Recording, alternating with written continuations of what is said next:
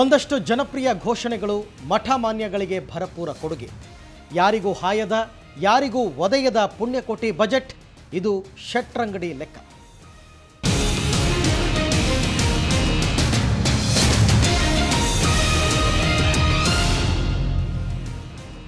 ಮುಖ್ಯಮಂತ್ರಿ ಜಗದೀಶ್ ಶೆಟ್ಟರ್ ತಾವು ಅಂದುಕೊಂಡಂತೆ ತಮ್ಮ ಚೊಚ್ಚಲ ಬಜೆಟ್ ಅನ್ನು ಮಂಡಿಸಿದರು.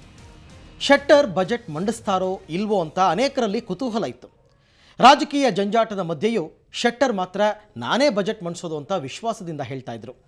ಕೊನೆಗೂ ಬಿಜೆಪಿ ಸರ್ಕಾರದ ಅಂತಿಮ ಬಜೆಟ್ ಅನ್ನು ಮಂಡಿಸಿದರು. ಈ ಬಜೆಟ್ನ ನಾವು ಶೆಟ್ರಂಗಡಿಯ ಪುಣ್ಯಕೋಟಿ ಲೆಕ್ಕ ಅಂತ ವ್ಯಾಖ್ಯಾನಿಸಬಹುದು. ಯಾಕಂದರೆ ತೆರಿಗೆದಾರನಿಗೆ ಚುಚ್ಚದೆ, ಜನಸಾಮಾನ್ಯನಿಗೆ ಹಾಯದೆ ಎಲ್ಲರಿಗೂ ಭರಪೂರ ಭರವಸೆಗಳನ್ನು ಘೋಷಿಸಿದ್ದಾರೆ ಶೆಟ್ಟರ್. ಈ ಬಾರಿಯ ಬಜೆಟ್ನ ಒಟ್ಟು ಗಾತ್ರ 1,17,500 ಕೋಟಿ ರೂಪಾಯಿ. ಯೋಜನಾ ಗಾತ್ರ 46.450 ಕೋಟಿ ರೂಪಾಯಿ. ಕಳೆದ ಬಾರಿಯ ಗಾತ್ರಕ್ಕಿಂತ ಈ ಬಾರಿ ಶೇಕಡ 10.5ರಷ್ಟು ಹೆಚ್ಚಳವಾಗಿದೆ. ಇನ್ನು ಈ ಬಾರಿ ಕೂಡ ಕೃಷಿ ಬಜೆಟ್ ಮಂಡನೆಯಾಗಿದೆ.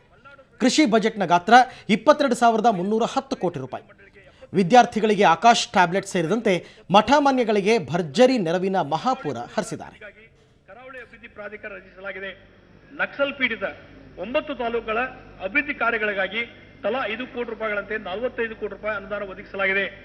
ವಿವಿಧ ಅಭಿವೃದ್ಧಿ ಮಂಡಳಿಗಳಿಗೆ 13-14ರಲ್ಲಿ ಒಟ್ಟು 125 ಕೋಟಿ ರೂಪಾಯಿ ಅನುದಾನ ಒದಗಿಸಲಾಗುವುದು. ಕರ್ನಾಟಕ ಶಾಸಕರ ಸ್ಥಳೀಯ ಪ್ರದೇಶ ಅಭಿವೃದ್ಧಿ ಯೋಜನೆಯನ್ನು ತ್ವರಿತವಾಗಿ ಅನುಷ್ಠಾನ ಮಾಡಲು ಪರಿಷ್ಕೃತ ಮಾರ್ಗಸೂಚಿಯನ್ನು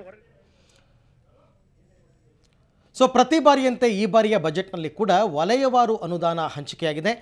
ವಲಯವಾರು ಅನುದಾನ ಎಷ್ಟಾಗಿದೆ ಬನ್ನಿ ನೋಡೋಣ. ಪ್ರಾಥಮಿಕ ಹಾಗೂ ಪ್ರೌಢ ಶಿಕ್ಷಣ, ಪ್ರಾಥಮಿಕ ಶಿಕ್ಷಣವನ್ನು 18,666 ಕೋಟಿ ರೂಪಾಯಿ. ಜಲಸಂಪನ್ಮೂಲಕ್ಕೆ 9,084 ಕೋಟಿ ರೂಪಾಯಿ. ನಗರಾಭಿವೃದ್ಧಿಗೆ 9,654 ಕೋಟಿ ರೂಪಾಯಿ. ಗ್ರಾಮೀಣಾಭಿವೃದ್ಧಿಗೆ 7,354 ಕೋಟಿ ರೂಪಾಯಿ. ಲೋಕೋಪಯೋಗಿ ಇಲಾಖೆಗೆ 5,327 ಕೋಟಿ ರೂಪಾಯಿ. ಒಳಾಡಳಿತ ಮತ್ತು ಸಾರಿಗೆ ಇಲಾಖೆಗೆ 5,138 ಕೋಟಿ ರೂಪಾಯಿ. ಸಮಾಜ ಕಲ್ಯಾಣ ಇಲಾಖೆಗೆ 4,698 ಕೋಟಿ ರೂಪಾಯಿ. ಇನ್ನು ತೋಟಗಾರಿಕೆಗೆ 4,402 ಕೋಟಿ ರೂಪಾಯಿ. ಕಂದಾಯ ಇಲಾಖೆಗೆ 3,440 ಕೋಟಿ ರೂಪಾಯಿ. ಮಹಿಳಾ ಮತ್ತು ಮಕ್ಕಳ ಕಲ್ಯಾಣ ಇಲಾಖೆಗೆ 3,350 ಕೋಟಿ ರೂಪಾಯಿ. ಜಲಸಂಪನ್ಮೂಲ ಇಲಾಖೆಗೆ 9,084 ಕೋಟಿ ರೂಪಾಯಿ.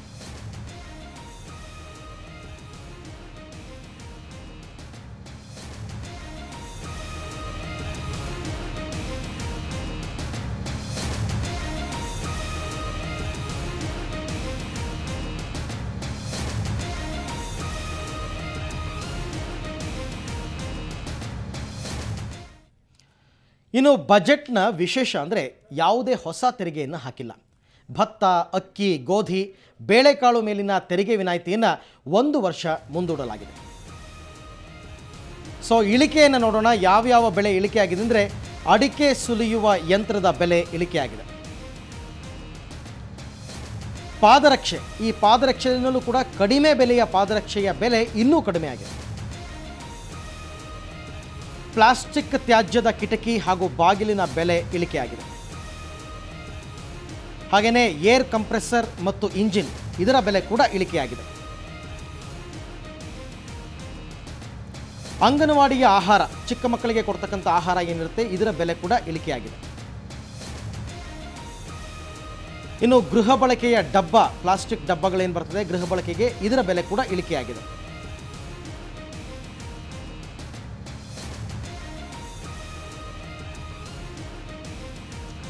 ಇನ್ನು ಯಾವ ವಸ್ತುಗಳ ಬೆಲೆ ಏರಿಕೆಯಾಗಿದೆ ಅಂತ ತಿಳ್ಕೊಳ್ಳೋದಾದರೆ ಭಾರತೀಯ ತಯಾರಿಕಾ ಮದ್ಯ ಅಂದರೆ ಭಾರತ ದೇಶದಲ್ಲಿ ತಯಾರಿಸ್ತಕ್ಕಂಥ ಮದ್ಯದ ಬೆಲೆ ಏರಿಕೆಯಾಗಿದೆ.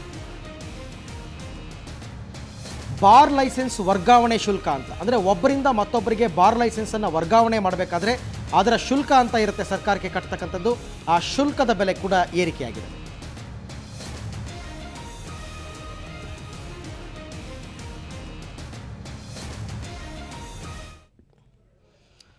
ಇನ್ನು ದೇಶದಲ್ಲೇ ಕೃಷಿಗಾಗಿ ಪ್ರತ್ಯೇಕ ಬಜೆಟ್ ಮಂಡಿಸಿದ ಕೀರ್ತಿ ರಾಜ್ಯಕ್ಕೆ ಸಲ್ಲುತ್ತೆ. ಮುಖ್ಯವಾಗಿ ದಕ್ಷಿಣ ಭಾರತದಲ್ಲಿ ಪ್ರಥಮ ಬಾರಿಗೆ ಅಧಿಕಾರಕ್ಕೆ ಬಂದ ಬಿಜೆಪಿ ಸರ್ಕಾರ ಕೃಷಿ ಬಜೆಟನ್ನು ಮಂಡಿಸಿದೆ. ಮಾಜಿ ಮುಖ್ಯಮಂತ್ರಿ ಯಡಿಯೂರಪ್ಪ ಮೊದಲ ಬಾರಿಗೆ ಕೃಷಿ ಬಜೆಟನ್ನು ಮಂಡಿಸಿ ಗಮನ ಸೆಳೆದಿದ್ದರು. ಇದೀಗ ಬಿಜೆಪಿ ಸರ್ಕಾರದ ಅಂತಿಮ ಬಜೆಟ್ನಲ್ಲಿ ಕೂಡ ಸಿಎಂ ಜಗದೀಶ್ ಶೆಟ್ಟರ್ ಕೃಷಿ ಬಜೆಟ್ ಮಂಡಿಸಿದರು. ಅದರ ಪ್ರಮುಖ ಅಂಶಗಳನ್ನು ನೋಡೋಣ ಬನ್ನಿ.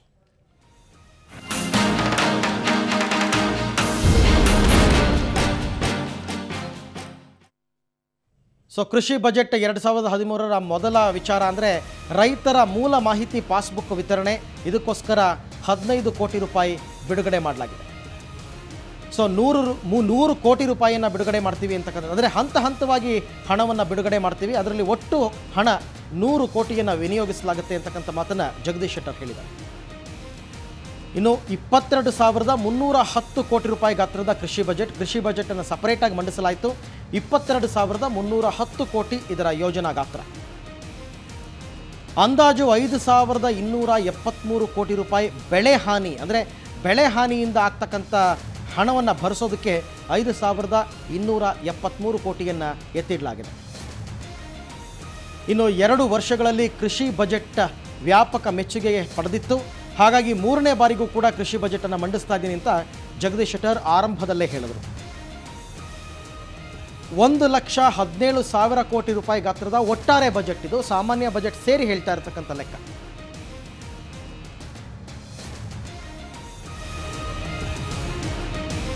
ಇನ್ನು ಎಲ್ಲ ಬೆಳೆಗಳಿಗೆ ಹವಾಮಾನ ಆಧಾರಿತ ವಿಮಾ ಯೋಜನೆಯನ್ನು ಜಾರಿಗೆ ತರ್ತೀವಿ ಅಂತಕ್ಕಂಥದ್ದು.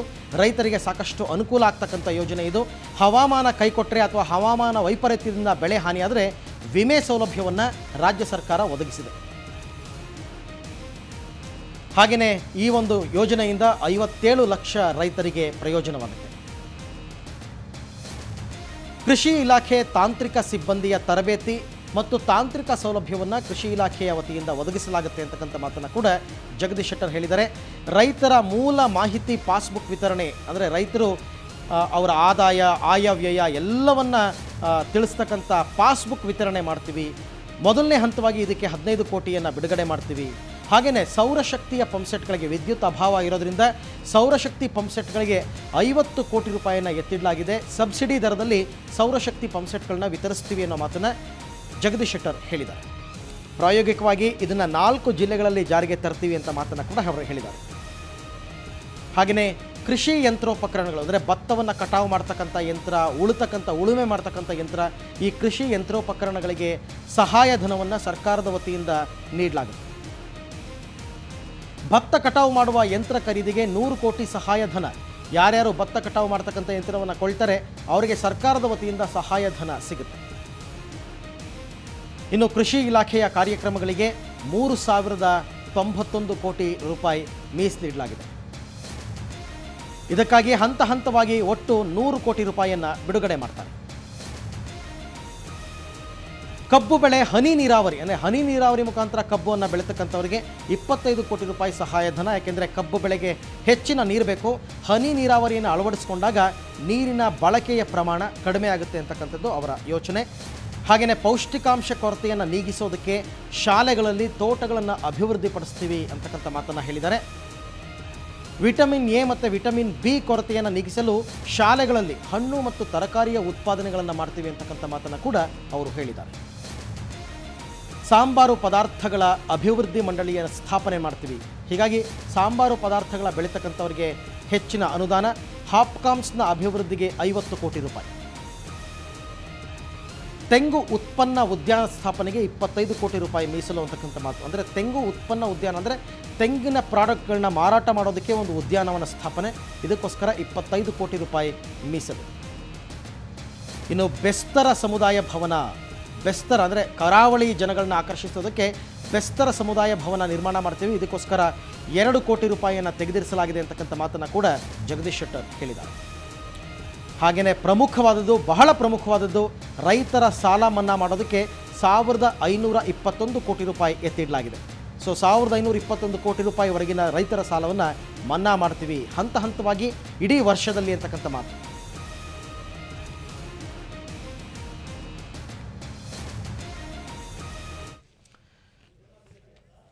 ಇನ್ನು ಶೆಟ್ಟರ್ ಬಜೆಟ್ನಲ್ಲಿನ ಜನಪ್ರಿಯ ಘೋಷಣೆಗಳನ್ನು ನೋಡೋಣ. PPL ಕಾರ್ಡ್ದಾರರಿಗೆ 2 ರೂಪಾಯಿಗೆ KG ಅಕ್ಕಿ. ಬಿಲೋ ಪಾವರ್ಟಿ ಲೈನ್ ಇರತಕ್ಕಂಥ ಜನಗಳು, ಅತಿ ಬಡವರು, ಇವರಿಗೆ 2 ರೂಪಾಯಿಗೆ 1 KG ಅಕ್ಕಿ. ಹಾಗೆಯೇ 43 ಹೊಸ ತಾಲೂಕುಗಳ ರಚನೆಯಾಗಿದೆ. ಕರ್ನಾಟಕ ರಾಜ್ಯದಲ್ಲಿ 43 ಹೊಸ ತಾಲೂಕುಗಳ ಘೋಷಣೆಯಾಗಿದೆ. ವಿಧವಾ ವೇತನ 400 ರೂಪಾಯಿ ಇತ್ತು, ಅದನ್ನು 500 ರೂಪಾಯಿಗೆ ಏರಿಸಲಾಗಿದೆ. ವಿಧವೆಯರಿಗೆ ಸಿಗ್ತಕ್ಕಂಥ ಮಾಸಾಶನ ಇದು. 400 ರೂಪಾಯಿ ಕೊಡ್ತಾ ಇದ್ರು ಇಲ್ಲಿ ತನಕ ತಿಂಗಳಿಗೆ, ಈಗ 500 ರೂಪಾಯಿಗೆ ಏರಿಕೆ ಮಾಡಲಾಗಿದೆ. ಹಾಗೆಯೇ 80 ವರ್ಷ ಮೇಲ್ಪಟ್ಟವರಿಗೆ ವೃದ್ಧಾಪ್ಯ ವೇತನವನ್ನು 750 ರೂಪಾಯಿಗೆ ಏರಿಕೆ ಮಾಡಲಾಗಿದೆ. ಇವ್ರಿಗೂ ಕೂಡ 400 ರೂಪಾಯಿ ಕೊಡ್ತಾ ಇದ್ರು. 80 ವರ್ಷ ಮೇಲ್ಪಟ್ಟ ವೃದ್ಧಾಪ್ಯ ವೇತನ ಅದನ್ನು 750 ರೂಪಾಯಿಗೆ ಏರಿಸಲಾಗಿದೆ. ಇನ್ನು ವಿಕಲಚೇತನರ ಪಿಂಚಣಿ ಅಂತ ಏನು ಕೊಡ್ತಾ ಇದ್ರು, 1000 ರೂಪಾಯಿ ತಿಂಗಳಿಗೆ ಕೊಡ್ತಾ ಇದ್ರು, ಅದನ್ನು 200 ರೂಪಾಯಿ ಜಾಸ್ತಿ ಮಾಡಿ 1200 ರೂಪಾಯಿ ಕೊಡ್ತೀವಿ ಅಂತಕ್ಕಂಥ ಮಾತನ್ನು ಹೇಳಿದ್ದಾರೆ. SC ST ಫಸ್ಟ್ ಕ್ಲಾಸ್ ವಿದ್ಯಾರ್ಥಿಗಳಿಗೆ ಆಕಾಶ್ ಟ್ಯಾಬ್ಲೆಟ್ ಅಂತಕ್ಕಂಥ ವಿನೂತನ ಯೋಜನೆ. ವಿದ್ಯಾರ್ಥಿಗಳ ಮನೋಬಲವನ್ನು ಹೆಚ್ಚಿಸೋದಕ್ಕೆ SC ST ಪರಿಶಿಷ್ಟ ಜಾತಿ ಪರಿಶಿಷ್ಟ ವರ್ಗದ ಫಸ್ಟ್ ಕ್ಲಾಸ್ ತೆಗೆದುಕೊಂಡಂಥ ವಿದ್ಯಾರ್ಥಿಗಳಿಗೆ ಆಕಾಶ್ ಟ್ಯಾಬ್ಲೆಟ್ ವಿತರಣೆ. ಹಾಗೆಯೇ ಇತ್ತೀಚೆಗಷ್ಟೇ ಜಗದೀಶ್ ಶೆಟ್ಟರ್ ಚಾಮರಾಜನಗರಕ್ಕೆ ಹೋಗಿ ಬಂದಿದ್ದರು. ಚಾಮರಾಜನಗರ ಹಿಂದುಳಿದ ಜಿಲ್ಲೆ, ಇದರ ಅಭಿವೃದ್ಧಿಗೆ 100 ಕೋಟಿ ರೂಪಾಯಿಯನ್ನು ಎತ್ತರಿಸಲಾಗಿದೆ. ಹಾಗೆಯೇ ನೇಕಾರರ ಸಾಲ ಮನ್ನಾ, ಸಾಕಷ್ಟು ಪ್ರತಿಭಟನೆಯನ್ನು ಮಾಡಿದರು ನೇಕಾರರು. ಇವರ ಸಾಲ ಮನ್ನಾ ಯೋಜನೆಗೆ 42.9 ಕೋಟಿ ರೂಪಾಯಿಯನ್ನು ಎತ್ತಿಡಲಾಗಿದೆ. 42.90 ಲಕ್ಷ ರೂಪಾಯಿಯನ್ನು ನೇಕಾರರ ಸಾಲ ಮನ್ನಾ ಯೋಜನೆಗೆ ತೆಗೆದಿರಿಸಲಾಗಿದೆ.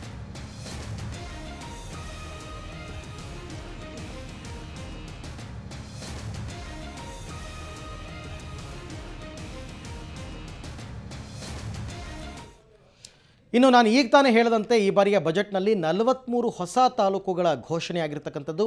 ಯಾವ ತಾಲೂಕು ಯಾವ ಜಿಲ್ಲೆಗಳಿಗೆ ಬರ್ತದೆ ನೋಡೋಣ ಒಂದು ಬ್ರೇಕ್ನ ನಂತರ.